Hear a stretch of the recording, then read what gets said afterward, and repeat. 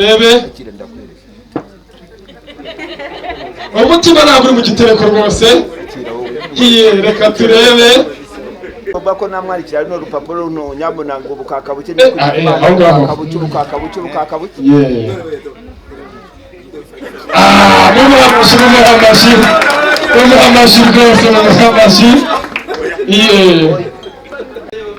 mu izina riranguruye ndagira ngo mbanze ndamukanye n'uyu mukazana noneho nanjye ngira icyo navuga.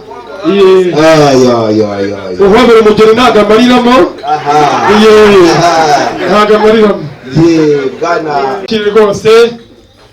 Ati bakarambura akagira inka bakagira amashyo urakagira igihugu.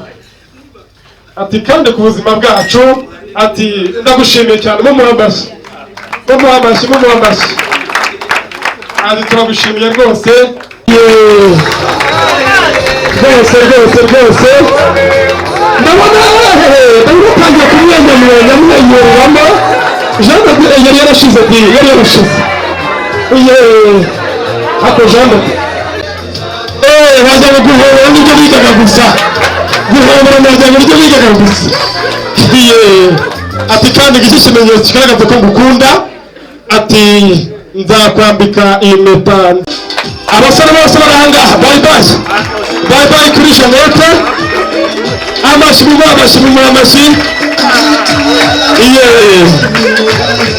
Ati wowe nakunze mwari mwiza utamwaye. Ati ururabo rwiza rwatunganyije ashira agahinda. Ati nzajya gutetesha nawe umushinga. Ati ngutoneshe uko wabishatse. Ati gushimisha uko wabishimye. Yambaye nziza Jeannette yateguye Jeannette. Nziza yiga Kigali City Tower. Impano nziza yatunganyirijwe ahitwa Dakar muri Senegal. Ateguye impano nziza guteguriye rwose kuri uyu munsi mwiza. Amashyi. Ati uri umusore w'umusobanutsi udasaba utambagiza umuryango. Amwereka ababyeyi tuti mama ari bebe za kumama. Umuha amashyi. Anti mama n'ubundi umugeni n'uburiza. Umugeni utareze witwa imbunguzi. N'ubundi amarira yoza amaso ubundi. Jeannette humura nzaguhemba imporere Imana. Ati urakoze uramuhetse uramwotsa. Nuko banaba uzavuga akarukomeye tumuzabwire hugu nakubwa. Kutagira parapara muri porogaramu apanga ku mwana wa tuzabyara urwubake rwose uzarwubake rukomeye. Ati muragahora n'Imana kandi murakaranga bamama ibyamukorera atinda n'ibihera. Ati nuko ndetse umurya uyu ni wafere yawe. Ni wafere rwose idafite ibituza binepa amatora Rwanda fo. Uko iminsi gacibwa kare kakarikwa kure akone kuzajya wicumba. Ati kandi ngiyi isinde nziza izajya kurinda izuba ry'igikatu. Ati ngiki cyubahiro mugomba n'umuha amashyi.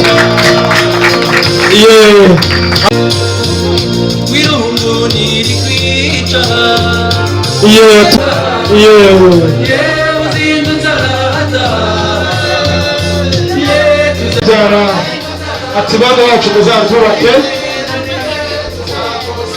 Ati ngiki cyubahiro mugomba mubyeyi mwiza. Ati icyubahiro ngiki ndakiguhaye. Ati urakaramba uragohera Imana inka n'ingoma.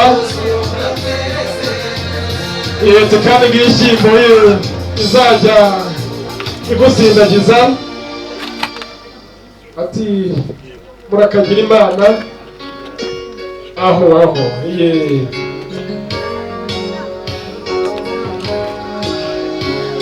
Ati dufite ibyishimo kuri uyu munsi mwiza.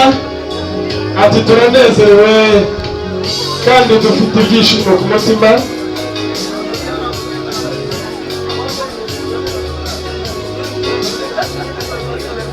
tingaka gaseke impano nziza twabateguriye.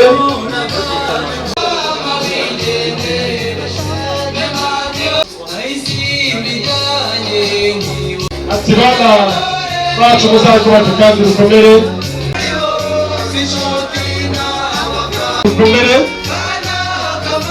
kandi tuzamuhoza uri ingenzi turakunezerewe. Janet rero tugiye kumuha promosiyo asezere ku mubyeyi bwa nyuma. Agarara aho ugeze, egera imbere, egera imbere. Ati aka gapfukamunwa rero reka gakureho, reka nsore Janet cara ku birenge bya mama musezero bwa nyuma, cara ku bibero bya mama musezero bwa nyuma. Yewe ati mwana wanjye reka gusa n'umuha amashyi, dore nuko rwose nuko bigenda. Humura cyane, humura, ihorere nzaguhemba. Ati mwana wanjye ndagukundaga, ati n'ikimenyetso kigaragaza ko nzahora mwishimira kandi urukundo rukiri rwinshi. Ati wumva uzarwubaka rukomere, ati tukuri inyuma. Mubaha amashyi. Ati humura, ihorere nzaguhemba. Ati mwana urazarwubaka rukomere.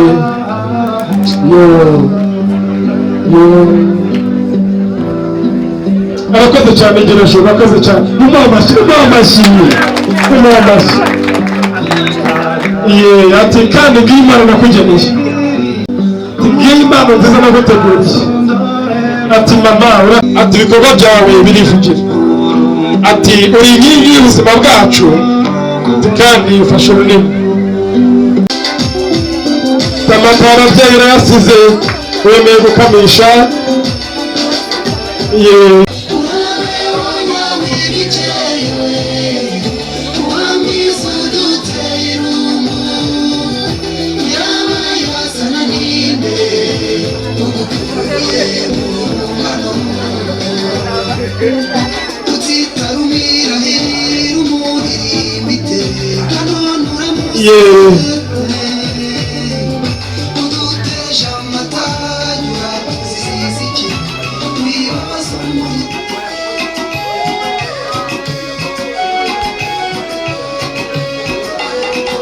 Bukaba bwaruki bwiza, bukaba ubuki bwiza banyiratebuka batambuke n'abahanga. Ubundi Janet yateguriye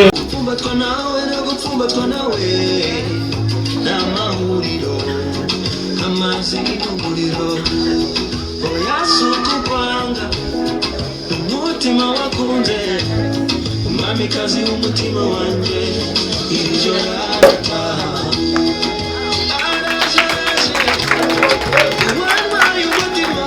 amashyi n'impundu.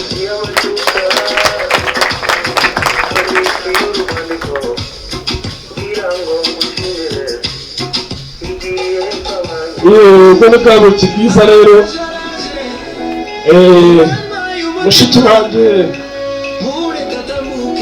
Mushiki wanjye yageneye Janet. Reka turebe ubuki bwiza naguteguriye. Musomye, musome rwose, soma curure. Musomye, ubwa mbere mbonye umuntu mukuru basomya atarwaye. Mukomeze rwose. Ati nawe mugore mwiza, ati nawe mwongere. Abanyamakuru babigize umwuga barimo gukora, tukirengagiza ibiri gukorerwa abana bacu, nkagira ngo tuganire.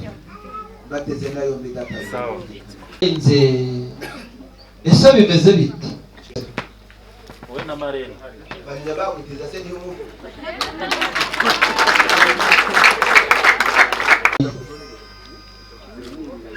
umugeni